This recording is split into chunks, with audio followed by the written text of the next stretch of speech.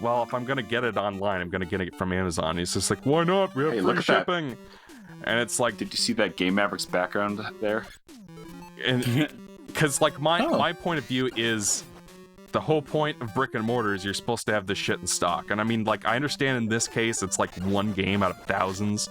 You can't have a copy of every game ever made. This is my favorite level, by the way. Mm-hmm. This is my favorite level. This level's awesome. But still, it annoys me when like, I specifically... Because, like, sometimes I'll go to Best Buy, right? And I'll look up whether they have something in stock ahead of time. Oh, we have this specific audio cable, or we have this specific... fan for a PC, or we have this specific wireless gaming mouse. And then you go there and it's not fucking there. Yeah.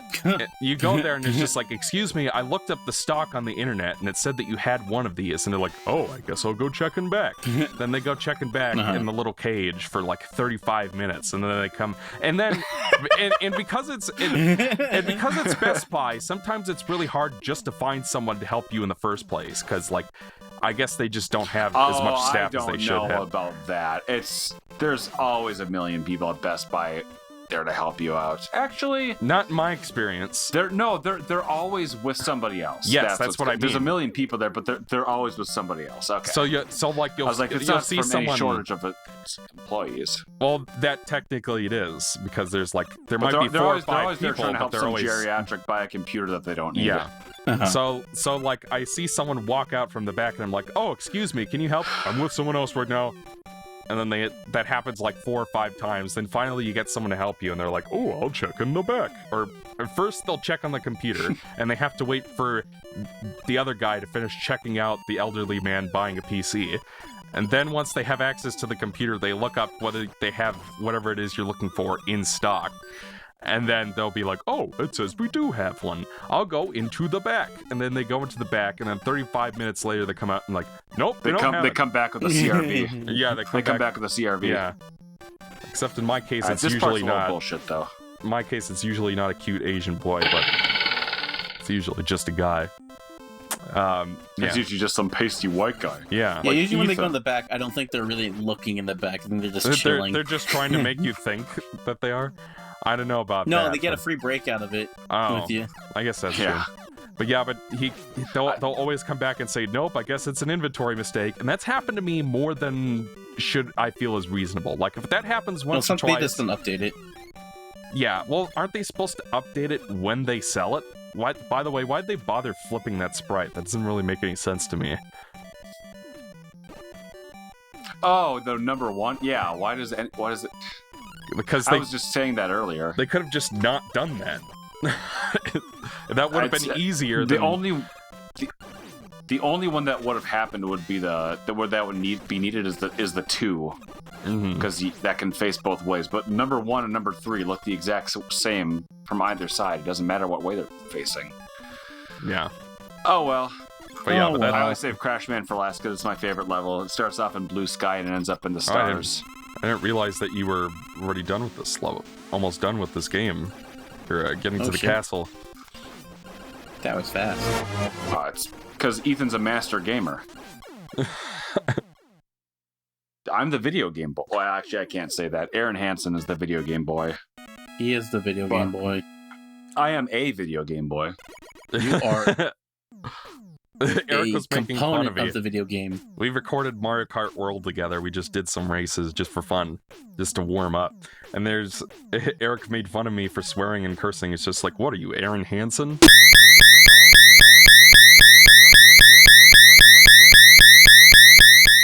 Yeah. The thing with him is that he's what they're trying to do. He normally plays the games, but he's trying to come up with a funny bit. So his brain is trying to think about like what's the next bit we can do, and the game just serves as a backdrop. But what happens is that he's trying to be funny and he's not paying attention to what's happening in the game, and he plays like terrible. He's more focused on the commentary than the game. The game. I was more talking about just secondary. When he played Sonic Adventure on the show and he deliberately fucked up one of those ramps 9 times to make the game look bad on purpose. Yeah, I mean, that was 10 years ago at this point, so I don't know. Yeah. I mean, at that point, the reputation is that they played Sonic games, and he doesn't like Sonic games. He plays them to get frustrated, and he wanted to find a bit that was frustrating or weird. Yeah. But it's like literally one of those parts where you just hold up on the controller and the game does it for you. And I think you can even just let go of the control stick and it will do it for you. It's only if you try to jump on it, which he did, that you can possibly die. And I just remember on Twitter people, like, there was a kerfuffle over that whole thing. Because there are Game Grumps fanboys will just, like, take whatever he says as gospel, I guess. But I don't even know if they do that anymore, just because the Grumps aren't anything what they used to be. They're old now. They're past their prime. I would say they're past their prime. I think they're just in a different focus of the channel versus where they're really at now, because, you know, the Grump's doing pretty well. Aaron has his whole own, media or touring company and all that fun stuff. So they're like, they've grown out of their original stuff. Yeah, but like the game Grumps itself, just like they're not as funny as they used to be. They have to support a whole entire 30-minute episode now. Yeah. Whereas like before, they used to have a bit that would go for the entire 10-minute part, but it's hard to do that when your parts are half an hour long. Mm-hmm. Remember Bergie? Yeah, exactly. Like those old jokes don't come back. Nobody that started with the channel is there anymore except for Aaron. They don't even talk about Susie anymore by name. Yeah. Is that like his girlfriend or something? It's his wife, but he only calls her my wife now, where she used to show up in episodes. Now it's like she doesn't exist. He only calls her my wife, like she's completely disappeared from the channel altogether. Maybe she didn't want to be associated anymore, probably getting harassment for no reason, because you know how the internet's weird. That's what weird. I'm thinking it is. Like it just feels a lot more disingenuous now is the thing. So I still watch it from time to time. Like they're playing the Minish Cap right now, but the episodes are so boring that I don't even want to watch them. Yeah. Oh, this boss is fun. These wily bosses are really iconic. Oh yeah, the dragon. The Dagron. I think he's weak to the Mega Bro.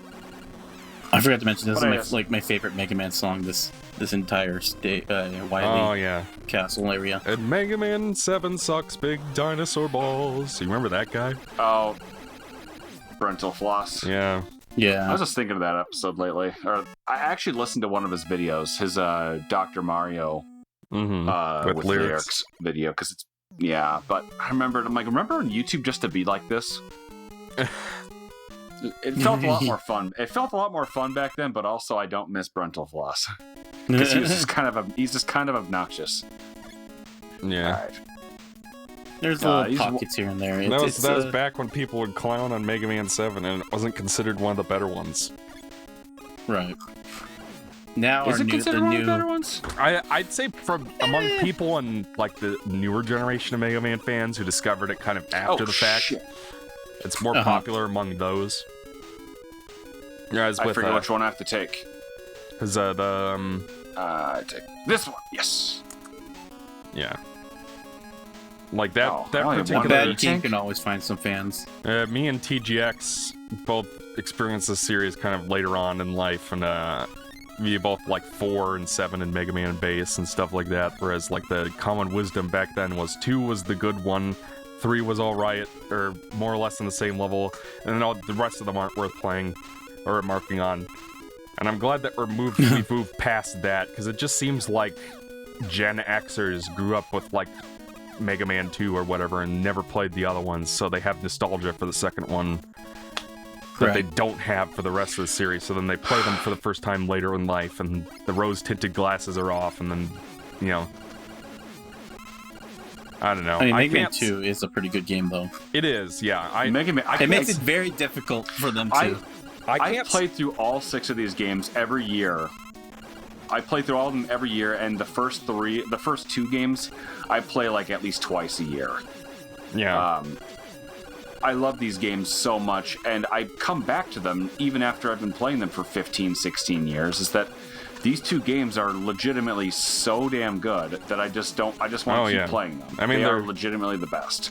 These games are certainly solid, worth playing, especially by NES standards, where like it's an acquired taste, as my friend TGX would put it. The NES library.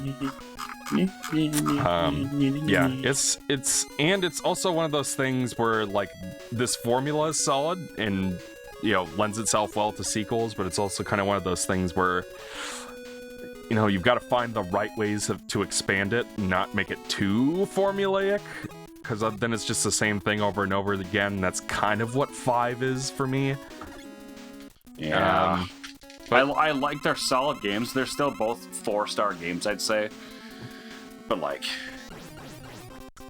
I don't know, they're better than most NES games though. Yes. But because they're Mega Man games and they're held on at a higher standard, they just feel boring. Right. Or they just go on a little too long. Well, yeah. What I would say about 4 and 5, because at the beginning of last year I replayed all of these. Like I said, include all the way through to 11, including Mega Man Base, because that's my favorite one.